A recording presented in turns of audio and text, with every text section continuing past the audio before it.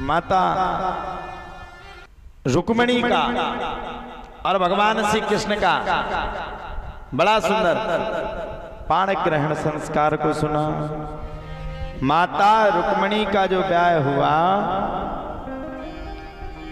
वो राक्षस विधि के द्वारा हुआ। किसी ने पूछा भैया ये राक्षस विधि क्या है? बोले ये विधि कोई और नहीं है,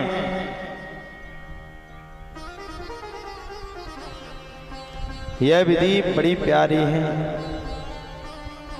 बोले भगवान ने माता रुक्मिणी का हरण करके ब्याह किया, इसीलिए इसको पिशाच विधि का ब्याह कहा गया। देखो प्रेम विवाह इसको जब कहते, प्रेम तो था माता रुक्मिणी भगवान श्री कृष्ण का, ये स्वयं लक्ष्मी का अवतार था।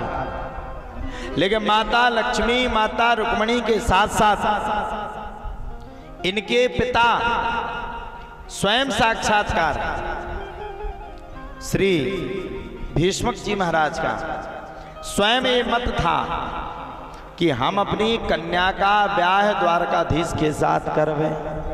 लेकिन कहते हैं ना जब बालक बड़ा हो जाता है तो माँ बाप की किसी की नहीं सुनता है। इसी प्रकार यह हाल भी हुआ, और ये हाल ऐसा हाल हुआ कि भैया कहा जाता है तदंतर कालीन बड़े प्रेम के साथ इस हाल के अनुसार कहा जाता है कि माता रुक्मिणी का हरण भगवान श्री कृष्ण ने कर लिया। जब माता रुक्मिणी का हरण भगवान श्री कृष्ण ने किया तब साले साहब पीछे से आगे दौड़ते दौड़ते।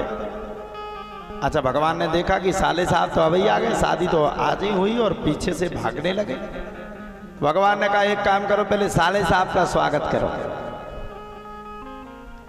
भैया भगवान ने खूब भयंकर मार मारी, इतनी मार मारी, इतनी मार मारी, इतनी मार मारी, इतनी भयंकर मार मारी कि रुक्मिणी की हड्डी पसली एक कर दी और कह दिया जा रुक्मिणी कह देना अपने नगर से इस आर्यावर्त में अभी हाल की स्थिति में यादवों से लोहा लेने वाला कोई व्यक्ति नहीं जन्मा। भगवान ने उस समय कहा था जब उन्होंने जन्म लिया था। रुक्मिणी भगते गए, भगे घर पर पहुंचे। अब पिटते हुए थे, तो पिट ही गए थे। हालत खराब तो उसकी हुई जो बढ़िया सज धज के आया, बढ़िया सहरा लगा के आया। मैं सहरा बांध के आऊंगा, मेरा वादा है। अब बताओ किसी की बारात जावे भैया, ओ भैया किसी की बारात जावे और वो सहरा लगा करके जावे और दुल्हनिया कोई और लेके चला जाए, बुरा लगेगा कि नहीं? शिषपाल का भी दिमाग कर, दुल्हनिया मेरी होनी थी, वो किसी और की होकर के वो पहले ही सरक ली। शिषपाल बैठा भैया किसको मुंह दिखा दूं मैं, कैसे नगर से बाहर जाऊं? मैं महान योद्धा हूं, लड़ने वाला योद्धा हूं, कैसे बाहर जाऊं? मेरी तो समझ में नहीं आती। भैया शिषपाल बड़े क्रुद्धों को तकलीफ में थे, इतने में रुक्मिणी आ गए। रुक्मिणी खुद को टेकोटाए रखे थे, बार बार नुचू गए थे।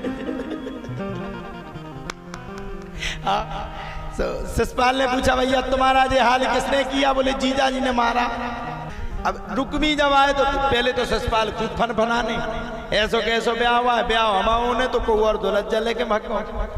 जैसे ही रुक्मिणी आए तो उनके कपड़ा पूरे फटे चिते धरे थे। रुक्मिणी को देख करके शिषपाल का दिमाग खराब। आओ कहा भैया कहाँ से आए? रुक्मिणी बोले वहां नहीं जाना, दुल्हनिया गई सो गई, तुम नहीं जाना। बोले क्यों? बोले देखो हमारी हालत तो ऐसी हो गई, चिथड़े से उड़ गए, और तुम अगर गए हमें तो उनने छोड़ ही दिया, साले थे रिश्तेदार बन गए, और तुम अगर गए तो ऐसा नहीं तुम्हारे पूरे चिथड़े उड़ जाए। अब शिषपाल बोला ठीक है भैया नहीं जाएंगे।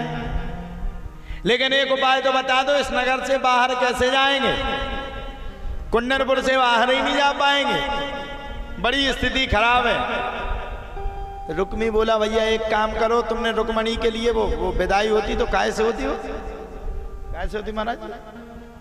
पालकी से। पालकी माता रुक्मणी के लिए सजी रखी थी। अब ने कहा पता कि रुक्मणी तो पहले ही भाग गई। बोले एक काम करो, जो पालकी रुक्मणी के लिए सजवाई थी उसी पालकी में बैठ जाओ और दो ही बगल के लगा लो अपने पर्दा और आराम से सरक जाओ, कोई तुम्हें देख नहीं पाएगा। अच्छा नगर वाले तो मजा लेने वाले बैठे ही रहते, कई फोक्का हो। अपने गांव में एक दो बारातें लौट के आ गई है ध्यान लौट के आ गई ना। अच्छा जी की बारात लौट के आओ, इतने कष्ट में आओ सुनो। अब शिषपाल उस पालकी में बैठ गए, पालकी में बैठे, चले पालकी में बैठ के चले। सो नगर वालों ने देखा कि रुक्मणी तो भग गई है, पालकी किसकी जा रही? पालकी का पर्दा हटाया, सो शिषपाल छिपे बैठे थे। बोले वाह दुल्हन तो अच्छी लग रही। पूरे नगर वाले पकड़ पकड़ करके रुक्मणी को, शिषपाल को चिढ़ा रहे हैं। शिषपाल के कोई पैर पकड़ रहा, कोई हाथ पकड़ रहा। शिषपाल को भी बड़ा बुरा लगा। पहली बार जिंदगी में ऐसा हुआ कि दुल्हनिया नहीं मिली और उल्टा पालकी में लेकर के भागना पड़ा। प्रतिज्ञा कर बैठा, प्रतिज्ञा कर ली कि जब तक जीऊंगा तब तक द्वारकाधीश से दुश्मनी मनाता रहूंगा। अच्छा भैया ये बात तो जायज है, बारात जाए को की दुल्हैया ले जाए को और वो दिखा बरे तो जा लगत की सुनो फ्री